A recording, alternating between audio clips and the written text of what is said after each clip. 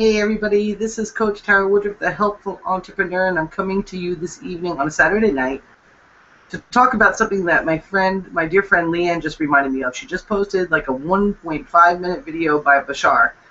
And the name of the video I will tell you, because I'm going to write a blog about it and everything. Let's see if I can find it. Let me just get it really quick. Anyway, basically what we're going to discuss tonight, or what I'm going to talk about tonight, is how to get to the place that you want to be in your life, to really have an overhaul of your lifestyle and your life's purpose, to really, define the vision that you see for yourself and make it happen. And it's literally the quickest, most reliable way to get there. The video's name is Use Your Imagination to Match the Vibration of the Person You Want to Become. Okay, now I can get off Facebook so I don't hear any bloops. Let me pull you back up. I need to have a sip of water. So, just hearing Bashar's voice, because I listened to him quite a bit just before I went through my very seriously hard financial times, I was listening a lot to it, and I was realizing at that point in my life that I was really getting in tune with my vibration and understanding how much was going on in my reality, or in my perceived reality, in my 3D, in my 4D, in my 5D, that was totally, really the alignment that I was having with what was going on. And so I got that knowledge, and as I went through that year that was very trying, and I went through the past year, which has been extremely rewarding and extremely trying all at the same time,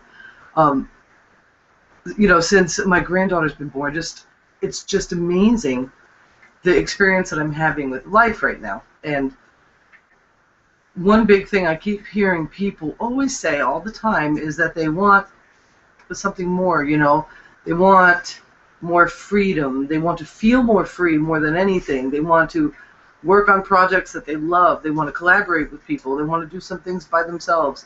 They want to be healthy and vibrant and happy, and they want to be comfortable. They want to drive a nice car. They want to meet challenges. They want to go to the beach. They want to help people. They want to do that Wells Fargo commercial where they empty their bank account and make bag lunches for people that are homeless and go and deliver them.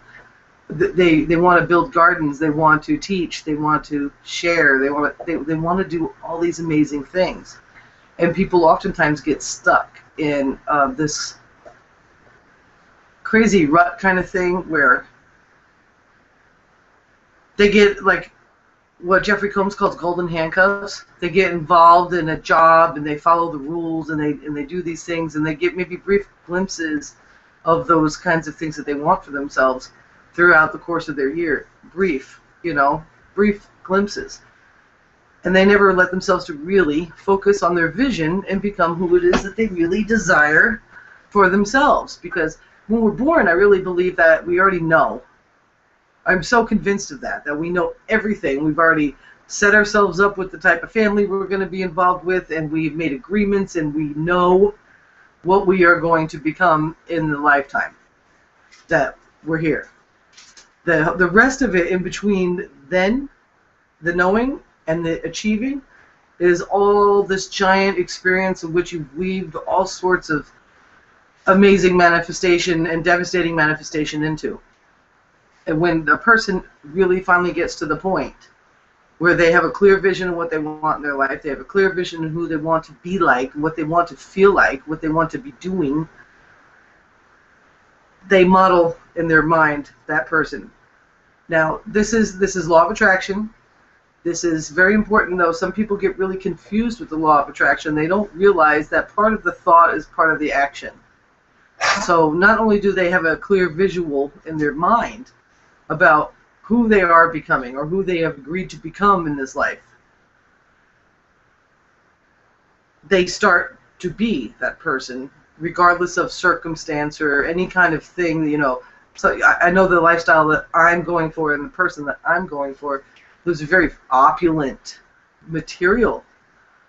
There's a very materialistic part and opulent part that's coming. You know what I'm saying? But what do you do to balance it out and have the total thing that you want going on? If you just have an idea about it, I've got my vision board up, right? And my vision board, I would move the camera, but I don't know if I'm going to be able to put you back right. I've got a beautiful, like, apple green Coach bag. I've got this jewelry, pictures of this woman's hand picking up candy from a candy jar, and to me it represents, I have my pick and this gorgeous jewelry on it, and another one sitting there smiling, perhaps at dinner, talking to somebody with beautiful jewelry on, and then of course there's a picture, and I can't even remember her name. She's stunning. Old school actress, really long neck. She's stunning. That I have an actual dress on my vision board right now because I'm building more pictures. I'm finding more pictures in magazines and on the internet or whatever. But I have a beautiful satin dress that I got a long time ago to serve as an inspiration for the body size that I wanted to have, right? So we already know that having a vision of it isn't enough. Yes, time will come and you are here, you are going to be who you are, what you set out to be. It's going to happen. But if you take the back seat to it, you're going to find that is a long, arduous journey. For instance, in my case, even though I do know in relativity I'm very young, I do know that I knew these things way back when, and I was aware of them very early on in my high school years, in my 20s. And you would never know by my actions that I was fully aware of who I was. I mean, once in a while you get a glimpse of it, but I kept it stuffed. And for whatever crazy reason that is, I don't know. We all go through what we go through. And my 30s were very interesting because that's when I kind of started putting my foot down for myself, and just all sorts of crazy things got worked out. Like, sometimes you got to, I don't know, cleanse. And I really think that's what my 30s were about. Things were so different, polar opposite from how my life was in my 20s. Now, the interesting is there were parts of my life in my 20s that were absolutely stunning. Most of it was. It was dangerous, it was exciting, it was adventurous, it was sexy.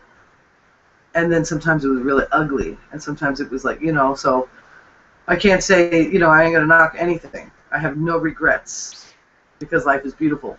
But what I do know now is, I'm staring over at my vision board. What I do know now is that something that it's really important for you, if you want to accelerate your learning curve or be closer to your destination, then you need to add this action to the vision.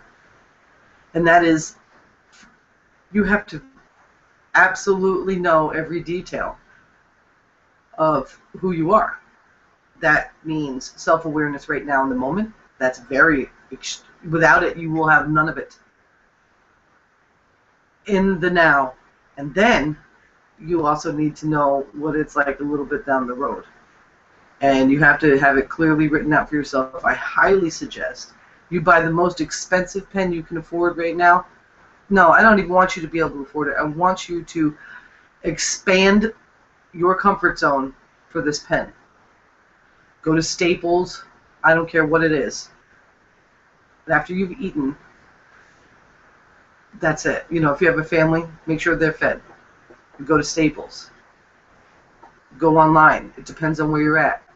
Buy the most uncomfortable pen you can tolerate. And make sure it's blue ink. And if you can get fountain pen, if you can get a little cray-cray, get some fountain pen action going on, some more blood, what's up? Then do that.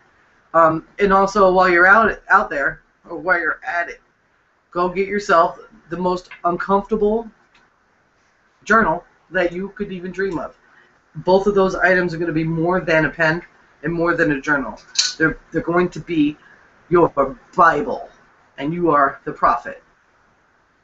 So think about that. Think of it as if you were actually directly in tune with God and were to sit down and write your books.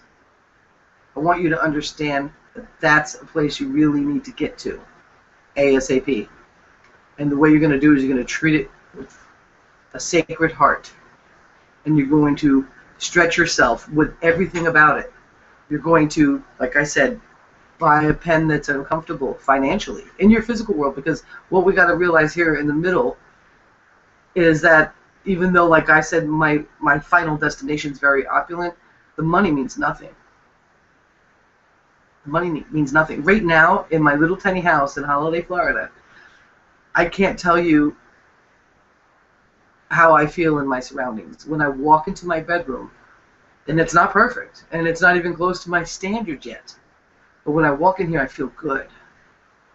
You know what I mean? I got my little crystal collection, I got my little Buddha, I got a plant, I got a nice little Victorian thingy and a marble top vanity. I love that. That beautiful picture pot. And I'm just inviting more of it into my life. But the money really means nothing, so you have to kind of stretch yourself with your imagination and your pocketbook for that pen and that journal. Get the best you can. Make sure the paper's white, and if you can have it lined, have it college ruled lined, and blue pen ink. Okay? Important. Get some sort of routine, some sort of time for yourself to actually write in that. Now, it's not particularly necessarily a journaling situation. The only thing you're going to write about in that particular Bible is the purest vision of yourself. So if you can do it all at once, excellent. If it takes you days, fine. If you want, a really great idea might be to spread it out over 30 days and promise yourself 5 minutes in that book the first day, 10 minutes the next day, and by the end of the month, I should do the math on that, huh? Definitely commit yourself to some time in that book every single day until you have the purest vision of yourself. Now, once you have that, I want you to go back to that book, and I want you to refer to it, and I want you to think about things as you're going through your daily activity.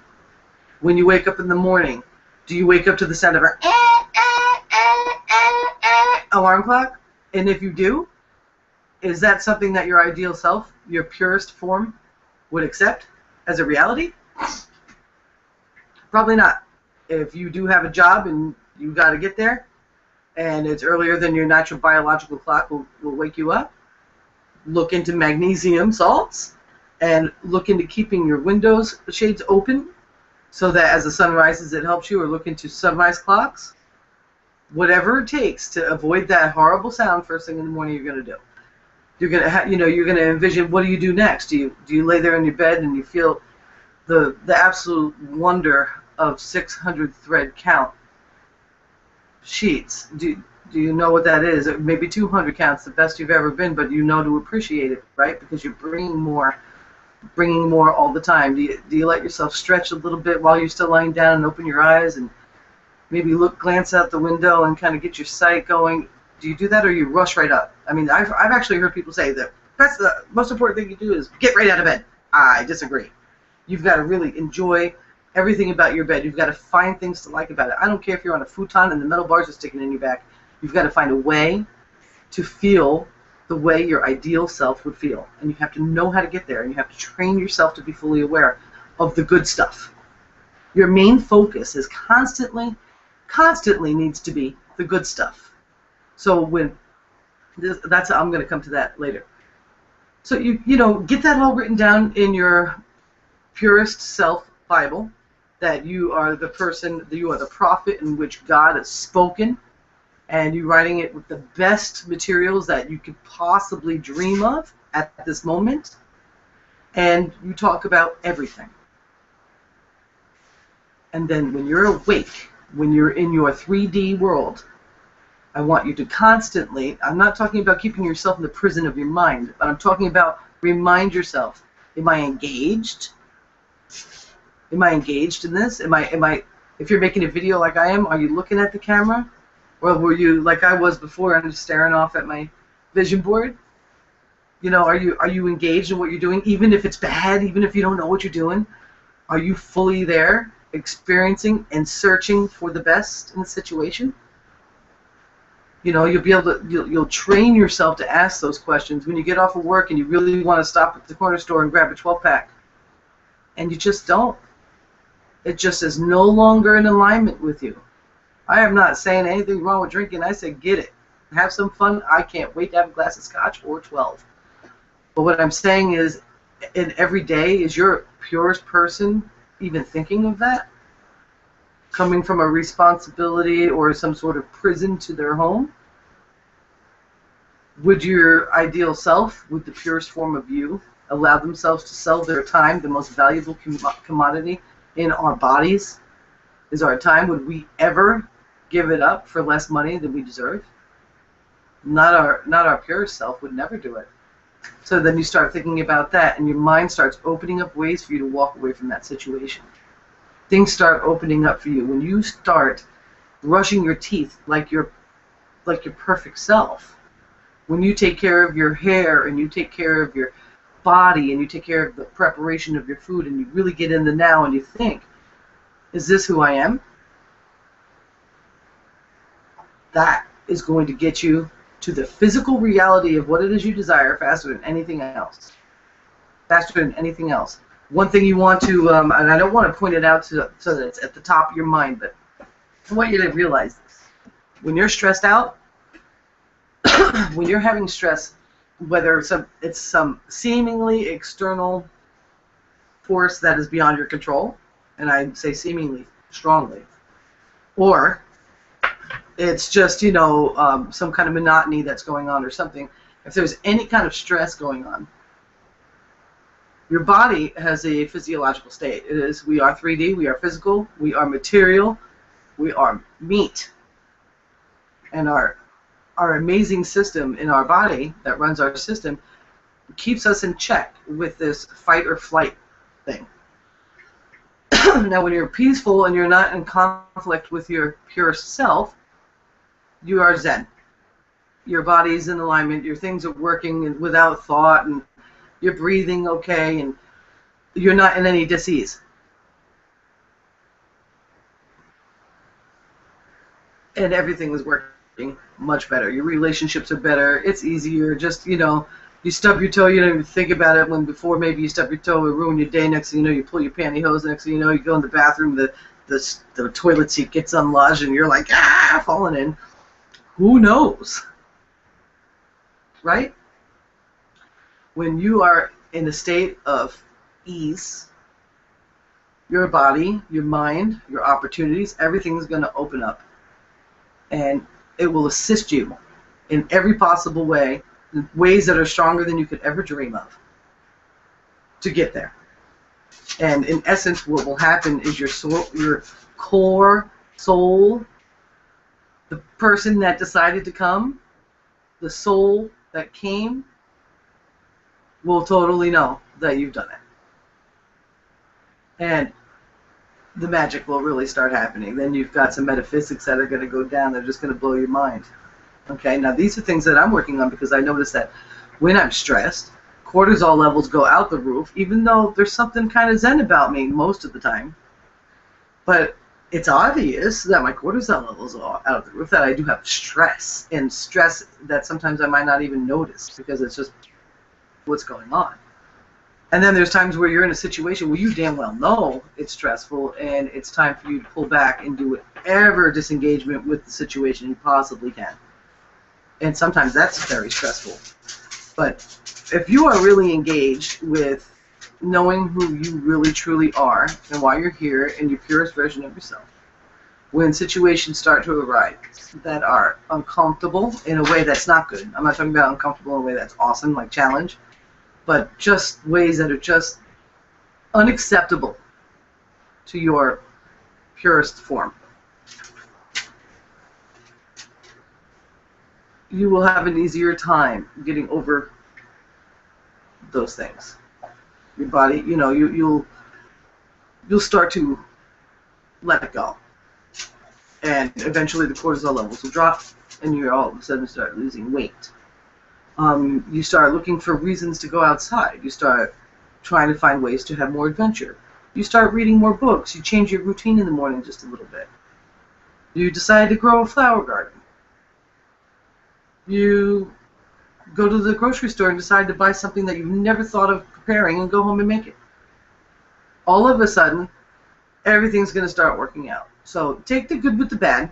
But understand this, the faster that you have that vision clear in your mind, and you treat it as if it's sacred information, and you write it out yourself with the most uncomfortable pen and paper you can find,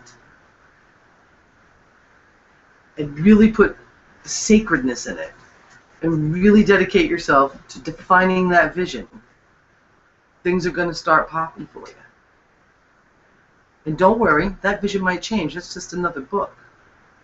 You know, if we're going to do Bible references, I got a whole bunch of them behind me, but none of them are right next to me. There's more than one book, right? There's more than one prophet vision in there, so don't be afraid of that either. That's fine. Because when it's all said and done, the true vision's always going to be there. But it looks like my dog is trying to talk to me about her vision going in the backyard and having a party. So I'm going to make it happen for her. I love you all. Thank you so much, and I hope this helps. If you have any questions, feel free to go over to my blog, CoachTaraWoodruff.com. Check me out over there. I have all my links there for Facebook and Google+. Reach out to me. You can always opt in and be a subscriber, and you will be able to contact me through email right off the bat because you can reply. And I look forward to getting to know you more. Thank you so much for spending time with me tonight. This is Coach Tara Woodruff, the Helpful Entrepreneur. See you later.